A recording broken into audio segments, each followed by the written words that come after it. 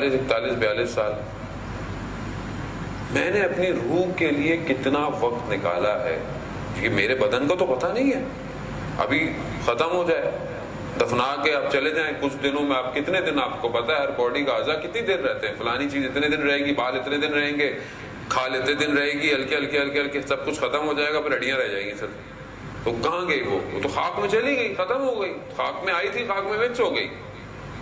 روح ہے جو برزخ میں بھی، عالم برزخ میں بھی عذاب جھیل رہی ہے اگر خدا نہ خواستہ ہو رہی ہے. اس کے لیے میں کتنی ٹریٹمنٹ کر رہا ہوں، کتنے میں اس کے لیے کام کر رہا ہوں، اس کے لیے میں کتنا سوچتا ہوں.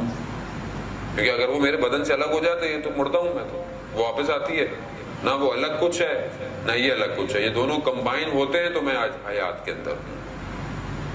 اور ان دونوں یہ جو دو چیزیں ہیں دونوں کی ڈیمانڈ بالکل ڈفرینٹ ہے، ایک مادے کی طرف کھینچ رہی ہے اور ایک معنویت کی طرف کھینچ رہی ہے. اس کی اپنی خوراک ہے، اس کو آپ صحیح خوراک نہیں دیں گے تو وہ غلط خوراک لے گی.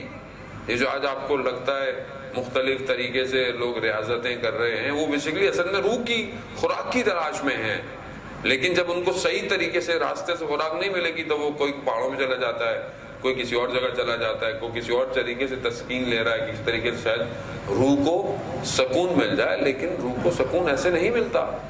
پروردگار نے جو شریعت بھیجی ہے وہ اس بدن اور روح دونوں کے ساتھ کے لیے ہے، دونوں کے لیے. لوگ تھے جو مولا کائنات کو پوچھا گیا، مولانا یہ مسجد میں کون لوگ ہیں؟ کہا کہ مولانا بہت اچھے لوگ ہیں، ہر وقت مسجد میں رہتے ہیں، عبادتیں کرتے ہیں، کھانے پینے کا انتظام کون کرتا ہے ان کا؟ کہا مولانا ہم ہیں نا، ہم ان کی خدمت کے لیے تیار ہیں. تو امام نے کیا فرمایا؟ ان سے بہتر تو گلی کے کتے ہیں جو کم از کم اپنی ہڈی کا انتظام خود کرتے ہیں. یعنی اسلام یہ بھی نہیں کہتا، یا کوئی مذہب، بعض مذہب میں ہے نا بالکل تعلق چھوڑ دیں آپ، توڑ دیں آپ، چلے جائیں آپ ریاضتوں پہ چلے جائیں آپ، مرب بن جائیں آپ، شادی نہیں کریں آپ، سب چھوڑ دیں آپ، بیٹھے رہیں. تو اسلام اگر یہ سب کچھ ہوتا تو پھر رسول خدا کو غار حرا سے نیچے اترنے کی ضرورت کیا تھی؟ حضرت جبرائیل بھی آ رہے تھے، سارا کام چل رہا تھا، ان کو کیا ضرورت تھی؟ دین ہے ہی اجتماع میں رہنے کا، دین ہے ہی معاشرے میں رہنے کا. اب آپ بولیں کہ خدا ہمیں ایسا بناتا کہ ہمیں کسی چیز کی طرف اٹریکشن ہی نہیں ہوتی، تو پھر آپ کا امتحان کہاں ہوتا؟ پھر آپ کو اگر اٹریکشن ہی نہ ہو، آپ کے اندر جذبات ہی نہیں پائے جائیں تو امتحان کہاں ہو؟ مجھے میرے بچوں سے محبت نہ ہو اور میں بچوں کی محبت میں حلال حرام کی تمیز رکھوں، ان کی ہر خواہشات کو ماننے کے لیے حرام نہ کھاؤں، کمال یہی ہے. اور اگر مجھے محبت ہی نہ ہوتی تو میں بولوں بھائی کچھ بھی کرو، مجھے کیا اس سے، بھوکے رہو جو بھی چاہیے، کیونکہ مجھے محبت. لیکن خدا نے یہ عاطفیت، یہ جذبات رکھے اس لیے ہیں.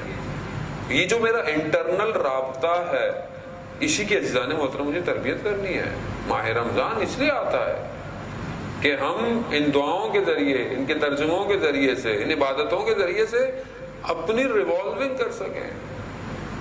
گاڑی آئی بھی سمجھ لیں کہ کہاں ہے یہ گاڑی آئی ہوئی ہے کہ سالانہ چیک اپ ہو رہا ہے اس کا. ہمارا بھی سالانہ چیک اپ ہے، پہلے فلٹر چینج کرنا ہے یا آئل چینج کرنا ہے. اب جتنے رننگ کی ہوگی اور جس نے خراب رننگ کی ہوگی اتنی زیادہ ٹیوننگ ہے اس کی. لیکن کمال یہ ہے کہ وہ اپنی صحیح ٹیوننگ کرا لے اس مہینے میں تو وہ گاڑی دوبارہ 11 مہینے چلتی رہے گی.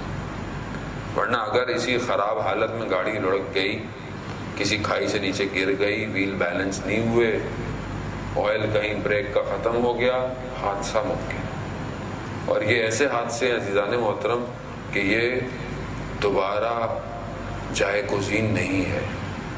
زندگی اگر خراب حالت میں ختم ہو گئی تو ویسے ہی انسان برزخ میں ٹرانسفر ہو جائے گا. وہ ہمیں اس کو بہتر کریں، اس مہینے کے اندر ہم اپنی طرف توجہ دیں. پروردگار نے ان کو بھیجا اس لیے تھا جو زکی ہیں، تاکہ ہمارا تزکیہ کر سکے.